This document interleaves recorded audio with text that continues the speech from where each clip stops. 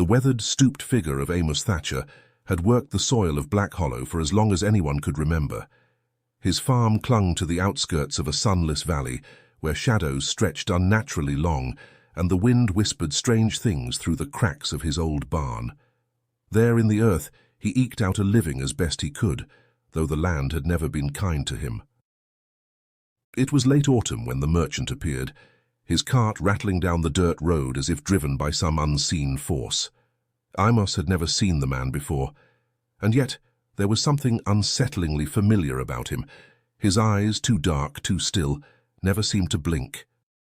He spoke in a voice that rustled like dead leaves, offering seeds from distant lands, seeds said to grow vegetables the size of which Amos had never dreamed. "They'll bring prosperity," the merchant had murmured, "harvests the likes of which men have only seen in dreams." Amos had hesitated, but the soil had been poor that season, and hunger gnawed at the edge of his thoughts. The promise of abundance outweighed the unease curling in his gut. Coins exchanged hands, and Amos took the seeds wrapped in a brittle parchment that crumbled beneath his touch. As the merchant disappeared down the road, the sky seemed to darken, as though the valley were sinking deeper into some ancient, forgotten shadow. The seeds were planted the next day. Inexplicably, they took root faster than any crop Amos had ever known. By midwinter, the soil had split open to reveal grotesque shapes, massive gourds and bulbous tubers, their surfaces slick and strangely luminescent. Amos marveled at their size, but there was something wrong with them. The air around the fields thickened, carrying a faint, almost imperceptible hum. At night, the vegetables seemed to glow, casting long, twitching shadows across the fields. Amos could hardly sleep, haunted by the soft whispers he thought he heard riding on the wind. When harvest came, his neighbors marveled at the bounty, and soon the strange crops spread throughout the valley. People feasted on the monstrous vegetables, delighted by their richness and flavor. But then the visions started. Amos was the first to see them. One night, after sampling a bowl of the thick soup he'd made from the vegetables, he found himself standing at the edge of his field, staring into the darkness. The sky churned, the stars spinning unnaturally, their light flickering like dying embers. And there, in the black distance, something moved. It was not an animal. No, it was something much older, much larger, its shape shifting and twisting, its many eyes watching him from just beyond the threshold of understanding. When he awoke the next morning, Amos could not recall how long he had stood there, or what exactly he had seen, but the unease settled deeper into his bones. The others, too, began to speak of strange dreams, of things they saw at the corners of their vision. Some claimed to see figures, tall and gaunt, moving through the mist that clung to the valley. Others spoke of the ground itself breathing, as if the earth had become sentient, its roots winding together beneath their feet. One by one they fell to madness. Amos watched as neighbors, once cheerful, began to hollow out, eyes sunken, faces pale. They muttered to themselves of the things beneath, of forgotten gods that whispered from the soil. Some refused to sleep, others clawed at their skin as though something writhed beneath it. The doctor, baffled, could offer no explanation. He dismissed it as a fever, a sickness brought by the harvest, though his own hand trembled when he reached for a pen. Amos stopped eating the crops, but it was too late. The dreams continued, seeping into his waking hours, infecting every corner of his life. He avoided the fields now, but their presence loomed in the periphery of his mind. In the distance, the vegetables rotted slowly, though they never shrank. It was as if they had taken root in something beyond the soil, something deeper, darker. The merchant never returned. Amos wondered at times if he had ever been real at all. But the seeds, those accursed seeds, they had been real. He knew that much. He could feel them, still growing beneath the surface, their roots winding through the earth like veins, pulsing with some malignant life. One evening, as the sun bled out over the horizon, Amos heard it, the hum, louder now, insistent. It thrummed through the air, vibrating in his skull, growing until it was the only sound he could hear. He stood at the edge of his field, staring at the twisted vegetables that glowed faintly in the dusk, their shapes wrong, unnatural. And in the distance something stirred. A whisper like the voice of the merchant slithered through his thoughts. "The harvest isn't done, Amos, not yet." He turned to run but felt the ground shift beneath his feet, as though the earth itself was awakening. He stumbled, collapsing into the dirt, and as he lay there, trembling, he felt it, the pull, the slow, inevitable tug of the roots beneath, winding up through the soil, wrapping around his legs, his chest, his throat. The stars above him flickered out one by one, leaving him in darkness. And in that final moment, as the earth pulled him under, Amos understood. The seeds had never been meant to feed men. They had been meant to feed something else. It started on the first night of the harvest moon. Just as the sun slipped below the horizon and the sky turned that dusky shade of purple, the McKay family began to hear the sounds. Low whispers and rustlings, like wind moving through corn stalks, though the air was still. Pa woke first, sitting up in bed, straining his ears toward the window. Ma stirred beside him, and before long, both of them were standing by the window, peering out at their fields. There wasn't much to see at first, just shadows cast by the moon across the swaying rows of crops. But the sounds continued, more like murmurs now, like someone, or something, was out there. The next night, the sounds returned, louder and closer, as if creeping toward the house. Even young Lizzie heard them from her attic room.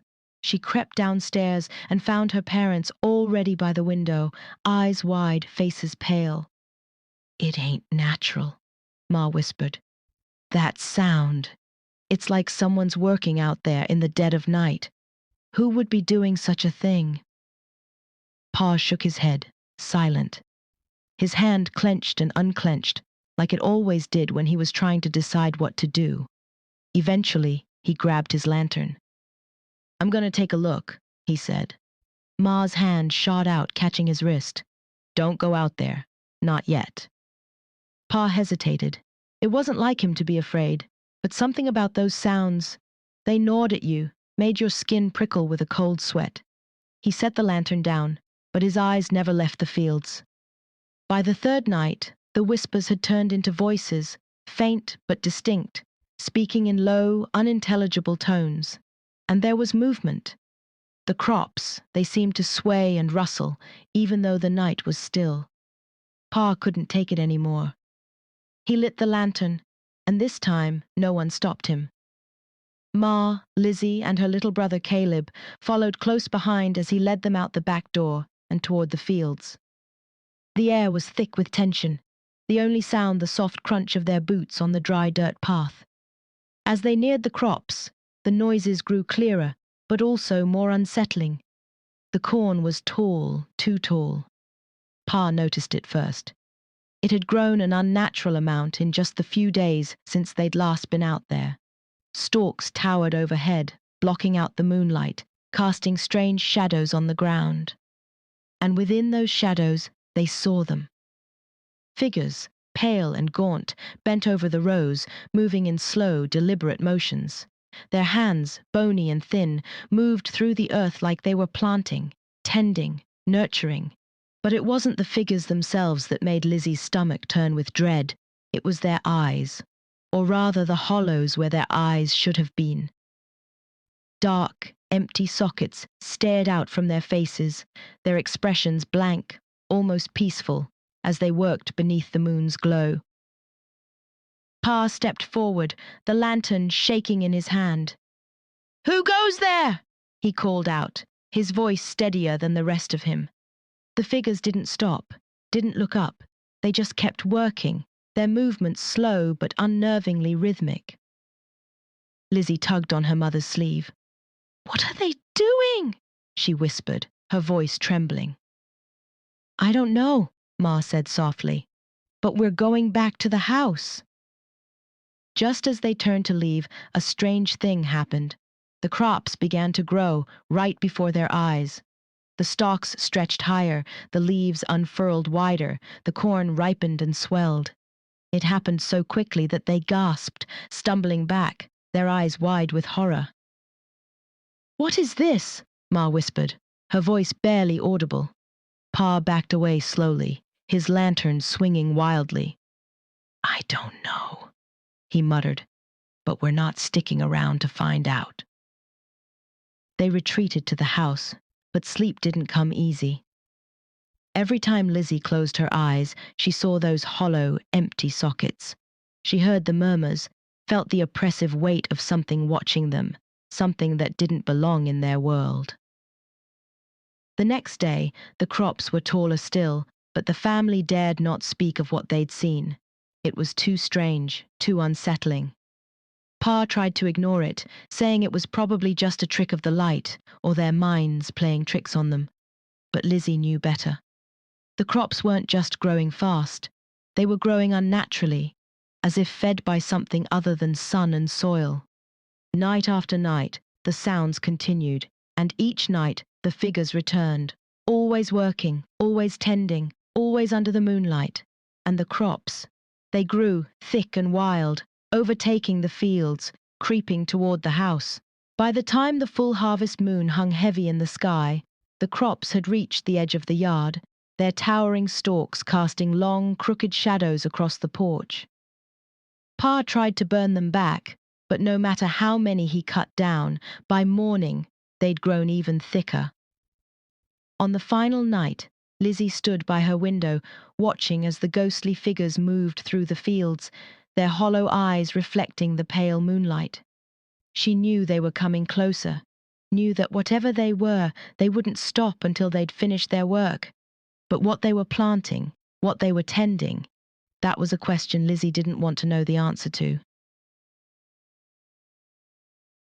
The summer sun hung low in the sky, a soft orange glow casting long shadows across the endless cornfield. The air was thick with the earthy scent of damp soil and the faint rustle of dry stalks. Tommy, Sarah, Billy, and June stood at the edge of the field, giggling as they dared each other to run inside. It was their secret place, far enough from the edge of town that no one came looking for them. The kind of place where a group of kids could imagine a world of their own, away from grown-up eyes. "You're scared," Billy teased, poking Tommy in the ribs. Tommy shoved him back, grinning. "Am not," Tommy said, puffing out his chest. "Bet I could run all the way to the middle and back before you even get past the first row." June laughed. "There is no middle. Everyone knows that. The field just goes on forever." "That's not true," Sarah muttered, but her eyes flickered to the rows of corn. The idea of forever crept into her mind like a cold hand on the back of her neck. Billy, ever the bold one, dashed into the field with a whoop, his laughter trailing behind him. The others followed, the stalks swaying and rustling around them as they ran deeper into the maze of green and gold. At first, it was fun. The corn whispered around them, the rows seeming to bend and twist with the wind, playing tricks on their eyes. Billy's laughter echoed through the stalks, but as the minutes stretched on, the sound grew fainter. Sarah realized with a start that they hadn't seen Billy in a while. "Billy!" she called, stopping in her tracks. The others halted too, suddenly aware of how quiet it had gotten. The only sound was the rustle of corn, but it felt different now. Heavier, like something was moving through the rows, watching them.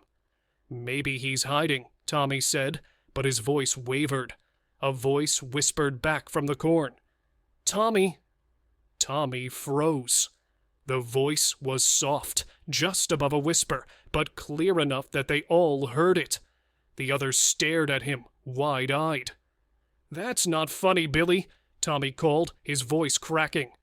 But the voice came again, closer this time. "Tommy!"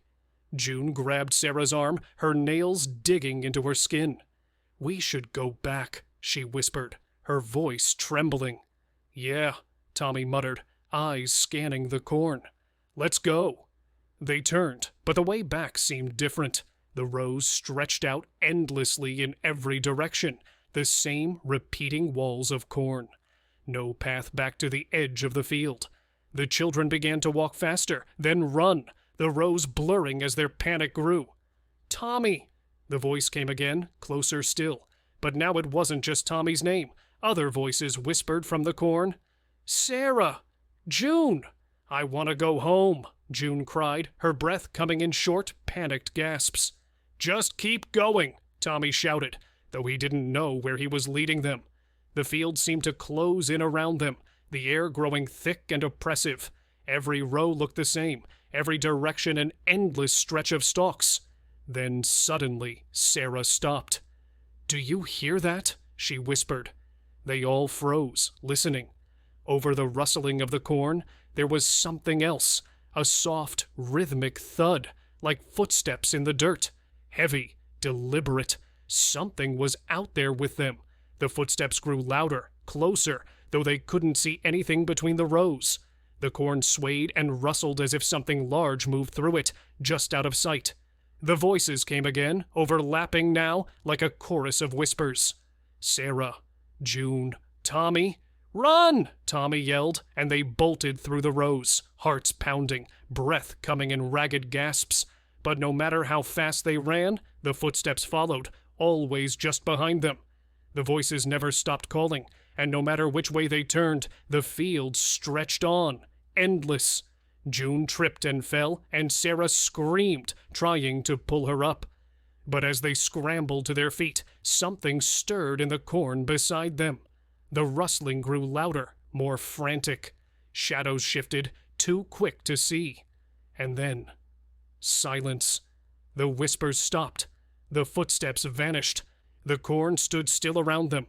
For a moment, they stood in the quiet, their breaths ragged in the heavy air. Tommy looked around, eyes wide and terrified. "We need to keep moving," he whispered.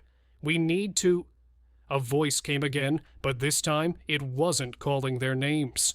It was singing, low and haunting, like a lullaby carried on the wind. None of them spoke. They simply stood there, listening, as the song wound through the corn, pulling them deeper into the rows. There was no more running, no more searching for a way out, only the endless field and the voices that called from the stalks.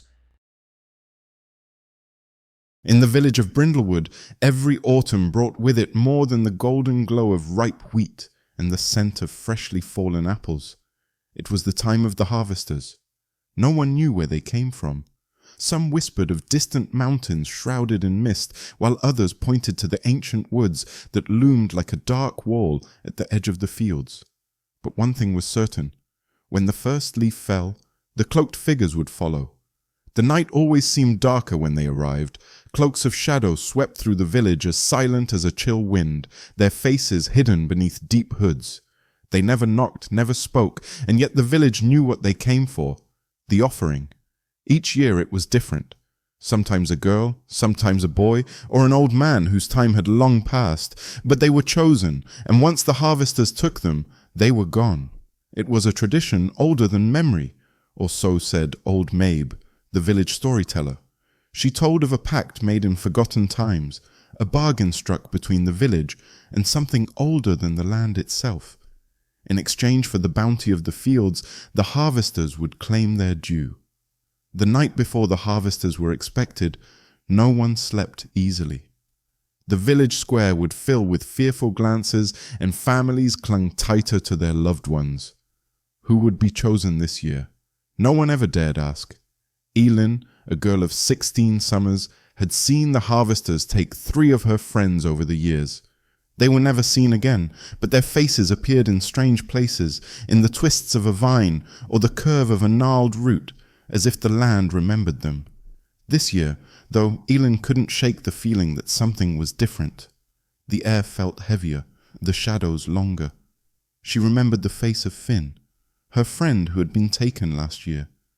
His smile had been carefree, and she'd thought he was lucky, just before the harvesters took him. Then, this spring, she saw it. His face, etched into the bark of an apple tree, it had stared at her, unblinking, and somehow alive. The village was quiet that night, and the harvest moon hung low in the sky, swollen and red like a bleeding wound. Elin heard the sound of the wind moving through the trees, though the air was still. It was then that she knew. They were here. The harvesters came, sweeping through the village like wraiths. Elin's heart pounded as she stood outside her family's home, clutching her brother's hand. They always chose quickly and without hesitation. The cloaked figures moved towards her, their hoods dipping low. She froze as one came to stand before her. For a moment she thought she saw something beneath the hood, a glimmer of a face, familiar and strange all at once. Was it Finn? But no, it couldn't be. She wanted to scream, to ask why, but no sound left her lips. Instead, the harvester simply reached out a gloved hand. A terrible chill ran down Elin's spine as her brother was pulled from her grasp. She couldn't move, couldn't stop them. Silent as ever, the harvesters turned, leading him into the night. As they left, a single whisper drifted on the wind. It sounded like her brother's voice, or maybe it was Finn's, or her own. The next year, when the crops came in, Elin couldn't bring herself to look. But everyone in the village knew. Somewhere in the fields, her brother's face would be there, hidden among the stalks or twisted into the roots, waiting for the next harvest. And so the seasons turned, the village continued, and the harvesters would come again. No one ever questioned the pact. No one ever dared. Old tales cling to the edges of towns like hollow fields, where the wind whistles secrets through the crooked trees. And every house stands as a silent witness to the strange things that happen each autumn. It was on the eve of the harvest moon when the scarecrow appeared again. Folk said it had always been there, though never for long, and never in the same place twice. Crooked and withered, it stood among the swaying cornstalks, its ragged clothes fluttering like whispers in the dark. Its straw-stuffed limbs bent unnaturally, and its head, a misshapen burlap sack, bore a crooked, stitched smile. No one knew who put it there, but when it showed up, people learned to look the other way. "They say it's a marker," old Mr. Fisk would tell anyone who asked, his voice a raspy croak as he sat on his porch, chewing his pipe. "That scarecrow's a warning. You see it, and someone's going to vanish." No one really believed him, not at first. Then, not long after the scarecrow's arrival, Sarah Weller disappeared. A quiet girl, never one to cause trouble. Her parents thought she'd gone off to gather wood, but when she didn't return by nightfall, the search began. The whole town scoured the woods, calling her name, hoping against hope. 3 days later they found her, twisted and bloated, her body so stiff it looked like it had been filled with something. When they cut open her skin, fine bits of straw spilled out, like she'd been hollowed from within. It wasn't the first time, and it wouldn't be the last. By the time Jacob's boy went missing, folk had begun to whisper more openly. "It's the scarecrow," they'd say behind closed doors. "It comes with the autumn wind, and when it leaves, it takes someone with it." Every autumn, like clockwork, that old scarecrow would change positions. Sometimes it stood by the fence, its hollow eyes staring toward the town. Other times it leaned over the well, as if listening for voices from below. Each year it grew closer, until it was nearly at the edge of town. And every time, someone vanished. Found days later, their bodies stuffed tight with straw, their eyes glassy and lifeless. No one dared remove it, though many had tried. Old Sam Buckley, the blacksmith, once boasted he'd burn it to ash. The next day, they found him too, but not like the others. He was bound to a tree, his mouth gagged with burlap, his hands stiff as if he'd fought to free himself until the very end. The scarecrow, untouched, still stood in the fields, watching. Always watching. By now, the folk of Hollow Fields were skittish. Doors were locked before dusk, and children were kept indoors, their parents telling them not to wander too far, never to stray from the beaten path. "Stay away from the fields," they'd whisper. One year the scarecrow didn't show up. The wind whistled through the fields as always, the crops ripened, and the moon rose bright in the night sky, but the scarecrow never came.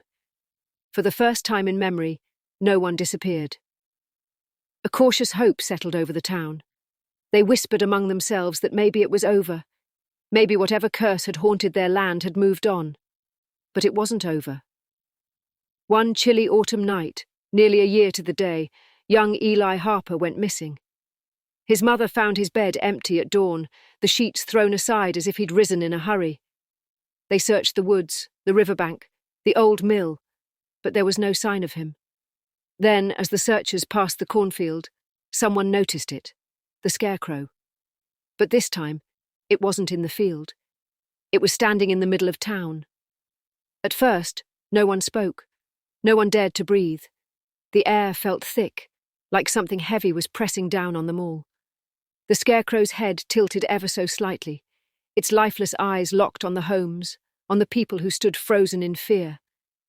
Eli was never found, but by then, no one needed to see his body to know what had happened. The scarecrow had claimed him. The scarecrow's stitched smile seemed to widen that day, a grim mockery of what it had taken. And as the cold winds of autumn swept through hollow fields, the scarecrow returned to its rightful place, silent, waiting, watching. People still tell the story of the scarecrow of hollow fields, though none agree on what it really was. Some say it's a spirit, others a curse brought on by a forgotten sin. But whatever the truth, each autumn, the townsfolk watch the fields with uneasy eyes, hoping, praying that this year, the scarecrow won't come back.